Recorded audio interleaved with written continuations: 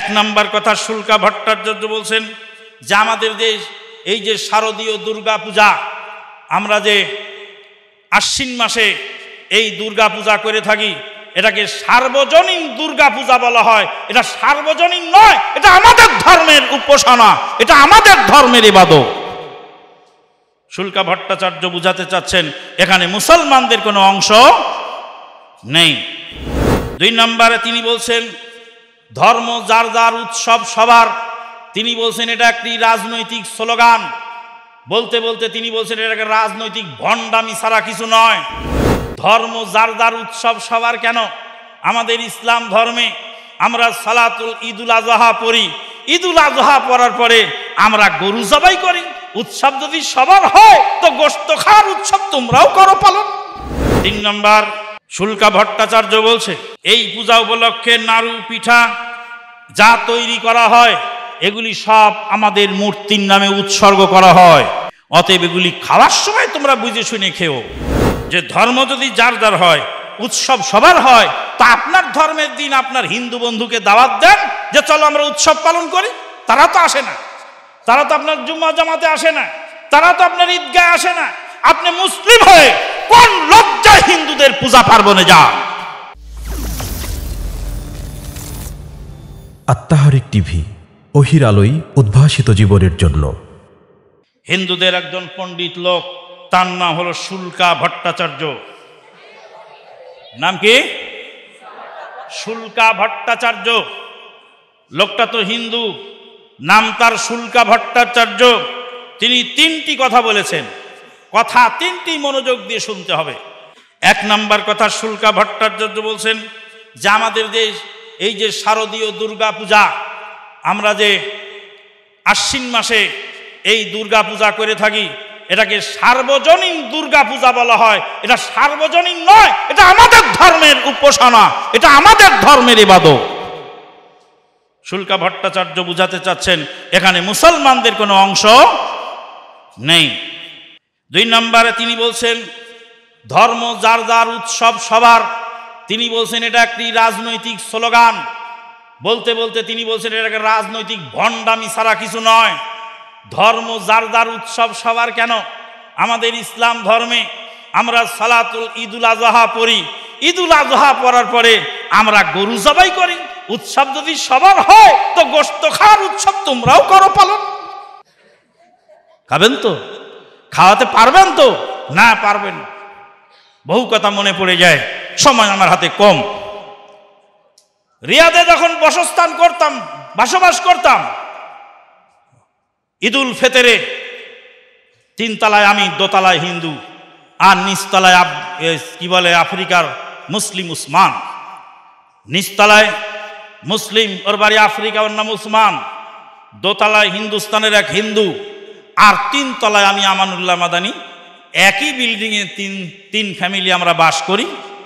তো দোতলায় হিন্দু, আমাদের রমজান মাসের ঈদুল ফিতরে তাদেরকে কোনো খাবার আমরা দেই নাই। পরে হিন্দু মহিলা দুঃখ করে বলছে তোমরা আবার কেমন জাতের মুসলমান যে একটু খাবার টাবারও দিলে না ঈদের দিনে? তো বললাম যে কুরবানির যে তোমাকে দেব, সবুর করো। কুরবানির দিন উটের গোশত ভুনা করে, উটের গোশত ভুনা করে, ভুনা খিচুড়ি তৈরি করে এবার এই উটের গোশত দিয়ে ওই মহিলাকে পাঠায় দেওয়া হলো। বড় ছেলেটা তখন ছোট, ওকে গিয়ে বললাম, ছেলে নিয়ে যাচ্ছে উটের গোশত আর ভুনা খিচুড়ি। মনে মনে আবার চিন্তা করলাম যে উটের গোশতকে যদি গরুর গোশত মনে করে তাহলে তো বিপদ লেগে যাবে। তো আমি যাই বললাম, ছেলেকে বললাম, তুমি যায় ওই মহিলাকে বলে, aunty this is camel meat. Camel meat, এটা উটের গোশত, এটা উটের গোশত, এটা বলে দিও, গরুর গোশত যেন না মনে করে। হিন্দু মহিলা এক দাবর মারছে আমার ছেলেকে, দাবর মেরে বলছে দূর হয় এখান থেকে শয়তান। There are no difference between camel meat and beef. আমাদের কাছে ক্যামেল মিট আর বিফ, গরুর গোশত আর উটের গোশতের মধ্যে কোনো পার্থক্য নাই।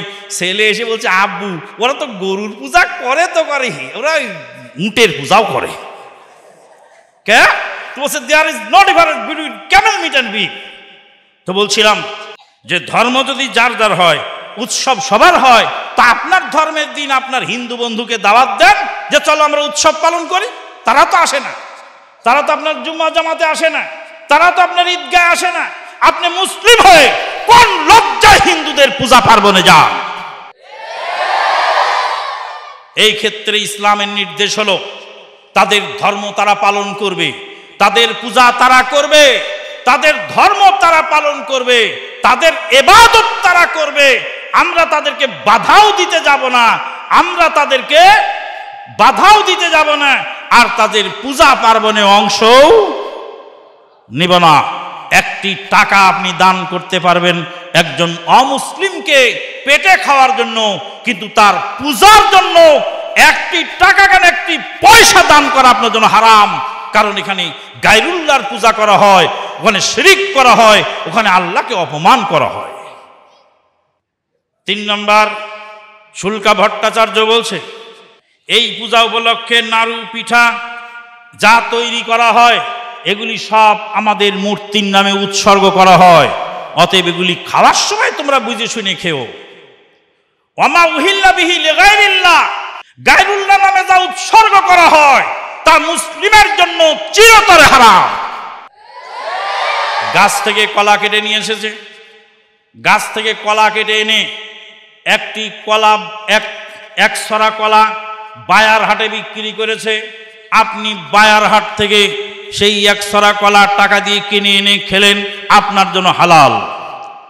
আর 1 ছড়া কলা শাহ মখদুমের মাজারে দিল, শাহ মখদুমের মাজারে মানত করার পরে ওই মানতের কলা ছাগল খেতে পারবে, গরু খেতে পারবে, কুত্তা খেতে পারবে, কিন্তু আপনি মুসলিম হিসাবে আপনার জন্য হারাম। কলা কি পচে গেছে? পচে নাই। কলায় কি দাগ ধরেছে? ধরে নাই। কলায় কি পোকা লেগেছে? লাগে নাই। পোকা লেগেছে ওর আকীদায়। ওর আকীদা ভ্রষ্ট হওয়ার কারণে যখনই গায়রুল্লাহর নামে মানত করলো তখনই মুসলমানদের জন্য সেটা খাওয়া হারাম হয়ে গেল। অতএব হে মুসলিম, যারা এই সমস্ত করছো তারা সতর্ক হও, সতর্ক হওয়া তাদের জন্য জরুরি।